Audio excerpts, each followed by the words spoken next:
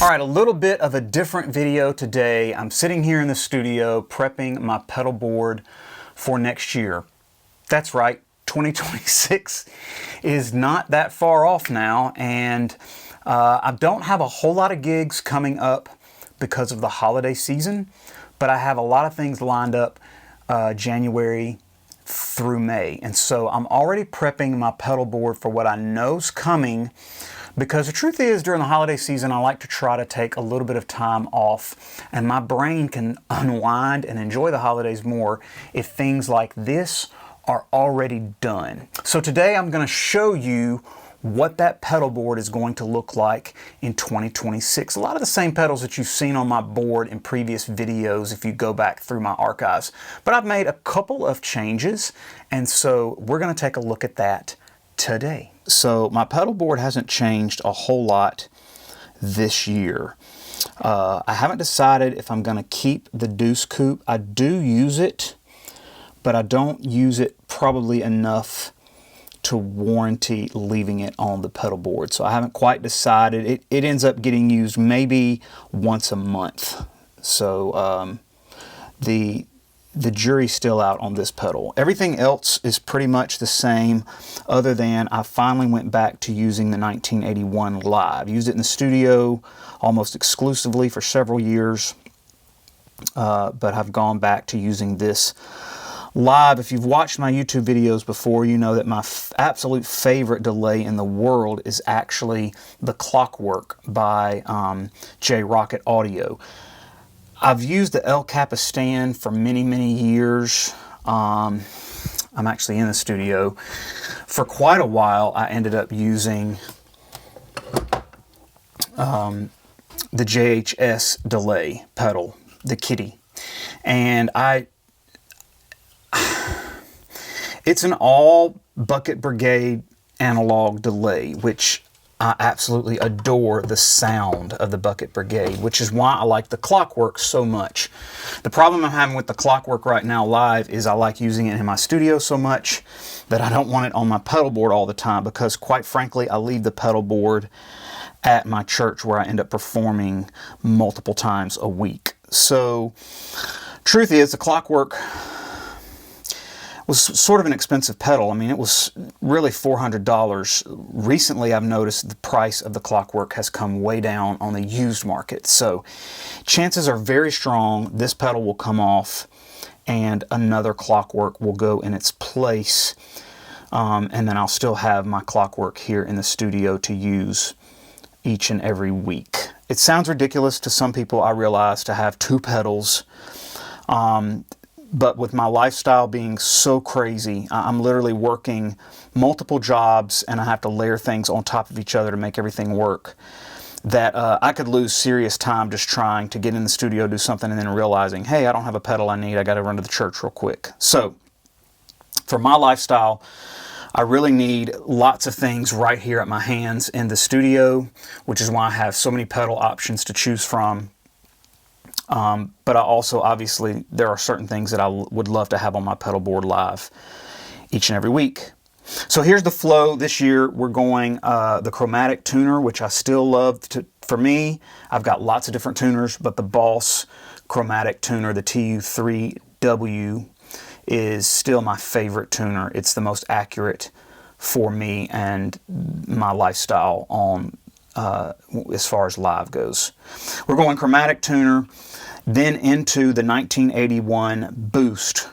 It's my foundation for driving everything else. Out of the Boost, and then we are into the Morning Glory, my main overdrive. Out of the Morning Glory into the Deuce Coupe. Again, jury's still out on this one.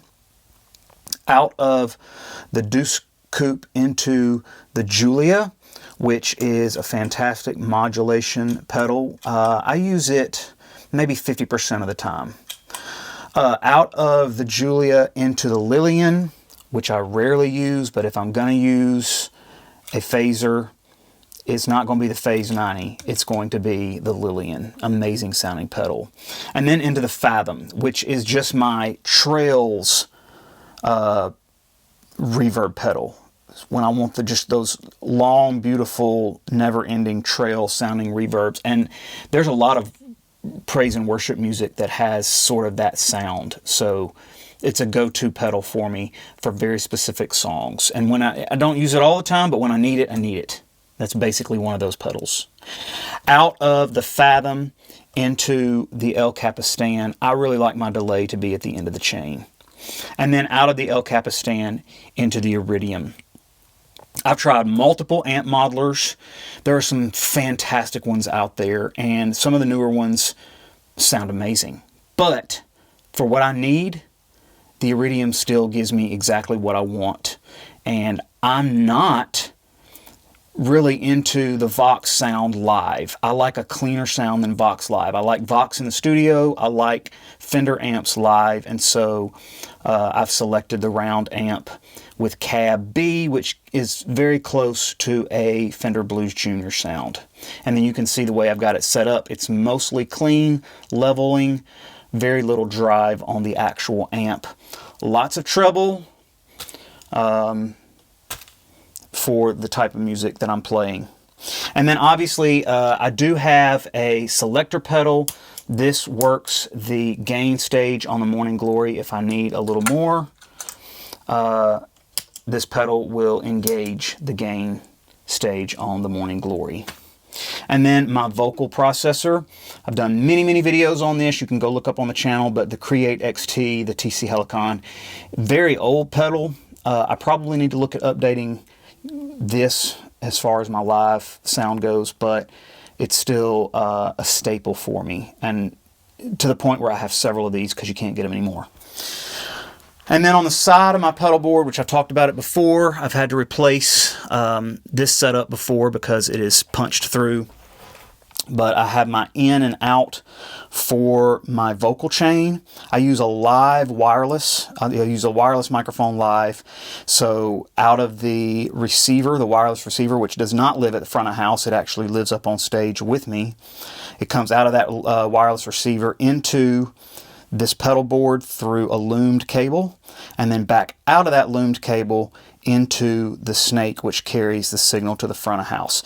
And then this is a mono signal that's leaving the Iridium, and then it goes to a direct box, a Radial DI on stage, and then to the system. So as you can tell, I do not run stereo. I play mostly rhythm guitar, and so I'm not running stereo. I don't run my pedal board in stereo. So that's the pedal board. I'm going to play you a couple of sounds from it so you can see what it sounds like. All right, I'm going to use a Fender Telecaster today, which is a guitar that I would normally use playing live. Between Telecasters and Stratocasters, I tend to pick up a Telecaster 9 times out of 10. So this is with just the guitar and no effects.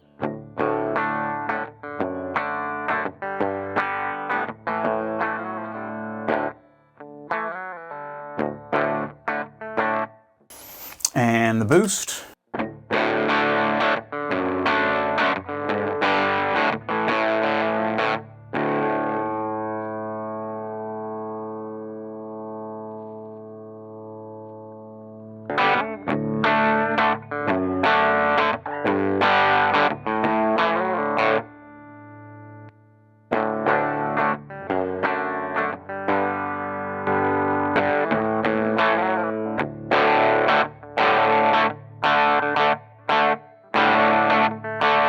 And then my main overdrive.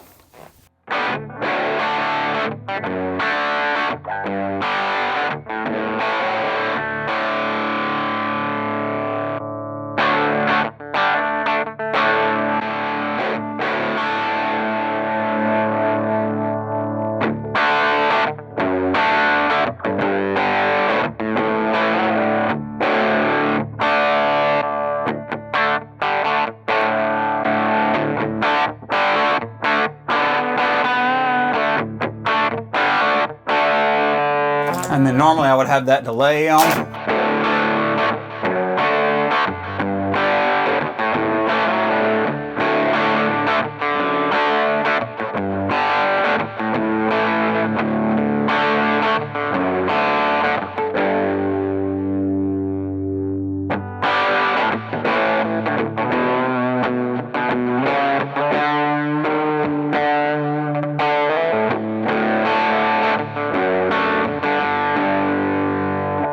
Julia, if you want some of that modulation sound.